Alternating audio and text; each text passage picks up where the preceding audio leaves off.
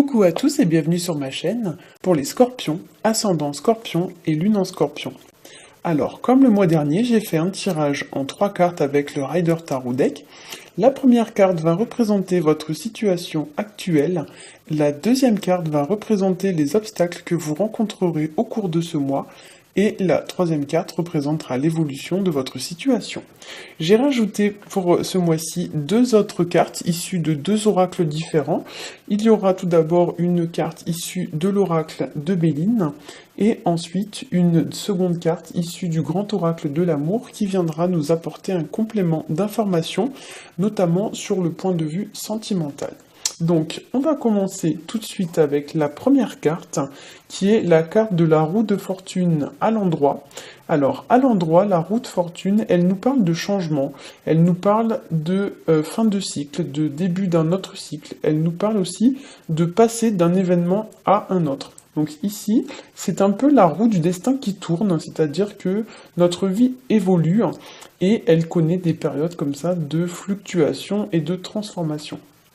C'est une carte qui invite aussi à la persévérance.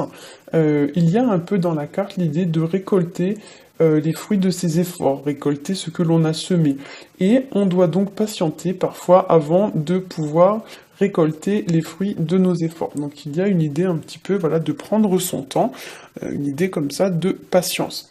C'est une carte aussi qui induit une certaine notion d'équilibre, de recherche d'équilibre, ou bien de recherche de vérité, puisqu'on voit un petit personnage placé au sommet de la roue avec son épée, qui vient éventuellement trancher une situation. Donc il y a une certaine idée de justice quand même qui ressort de la carte. Et on a aussi avec cette carte une notion de renouvellement, de dynamisme, de changement et de bonnes opportunités. C'est un peu la bonne fortune comme on dit. En deuxième carte, nous avons la carte du pendu qui est à l'endroit, mais qui est placée dans les obstacles. Et le pendu, lui, va nous parler plutôt de résister au changement et pourquoi pas d'être rigide, voire même borné. À l'endroit, le pendu, c'est aussi le fait de ne pas prendre en compte la vie des autres, c'est aussi le fait de ne pas se remettre en question. Il peut aussi représenter le fait de manquer de lucidité ou alors agir sur un coup de tête.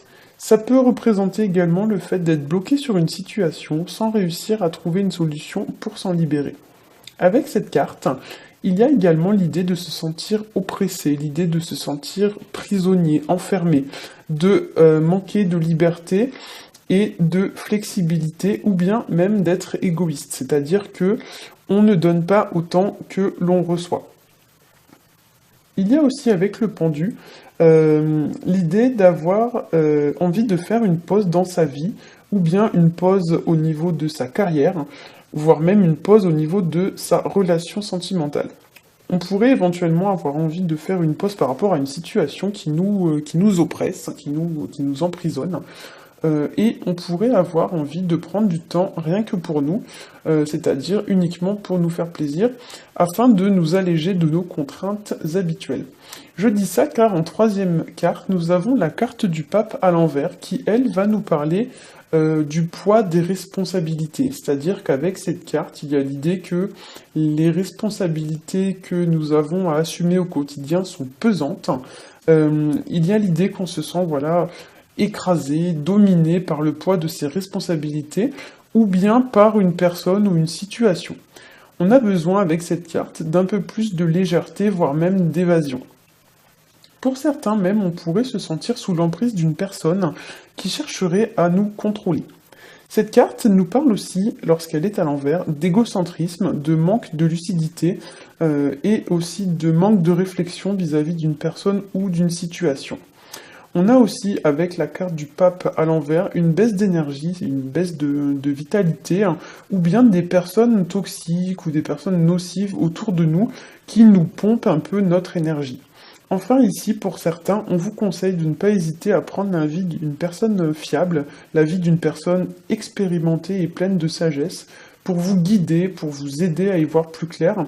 Alors ça peut être un proche, ça peut être vos parents, mais ça peut être aussi un coach, ça peut être aussi un conseiller par exemple, un conseiller, je sais pas moi, un conseiller matrimonial, quelque chose comme ça.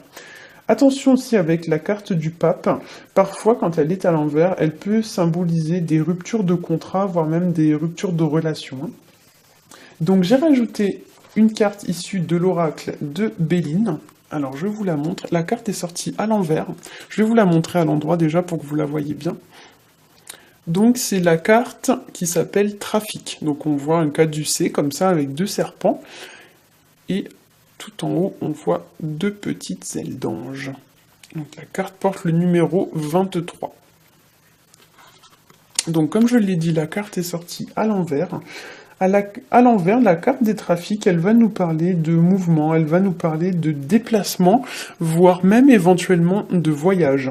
C'est une carte qui parle aussi parfois de dispersion, donc c'est-à-dire qu'on ne sait pas trop dans quel sens on va, on avance comme ça un peu à l'aveugle.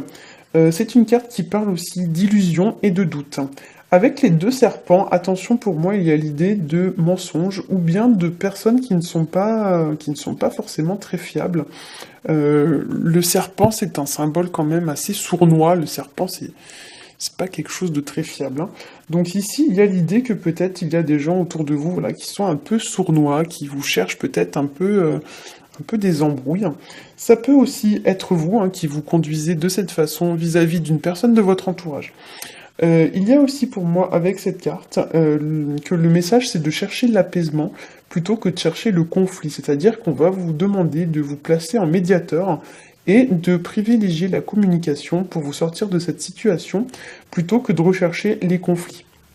Avec la carte trafic, qui parle aussi beaucoup de communication, il y a l'idée d'agir avec diplomatie et de ne pas chercher à envenimer la situation. Donc là, le message, c'est un petit peu qu'il va falloir prendre garde aux excès en tout genre. Voilà. Donc je vais rajouter une carte issue de l'oracle, du grand oracle de l'amour, et j'ai tiré pour vous la carte qui s'appelle Libération. Donc c'est la carte qui porte le numéro 14, et comme on peut le voir, la carte montre un boulet qui a été abandonné comme ça sur le sable, donc ça veut dire qu'il y a une personne qui vient de s'en libérer. Donc avec cette carte, pour moi, on parle de se libérer d'un poids, on parle de se sentir plus libre. La carte indique un changement de situation, donc on passe de l'état prisonnier à l'état libre.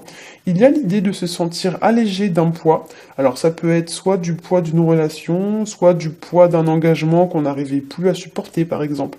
Le 5, donc quand on additionne le 1 plus le 4 de la carte, on obtient le 5. Le 5 ici, ça va nous renvoyer à une notion de liberté, à une notion de renouveau, d'insouciance. Il peut aussi donc pour moi y avoir ici l'idée, peut-être que vous devez sortir un peu du train-train quotidien, sortir un petit peu de votre routine, de la routine dans laquelle vous êtes, que ce soit si vous êtes en couple, donc métro, boulot, dodo, ou si vous êtes célibataire. Il y a l'idée, voilà, peut-être un peu d'amener un petit peu de fantaisie dans sa vie, un peu de créativité. Voilà. J'espère que ce tirage vous aura plu. Si c'est le cas, n'hésitez pas à liker, à vous abonner et à partager.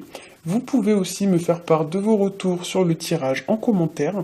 Je vous souhaite un très bon mois de novembre et je vous retrouve en décembre. Bye bye!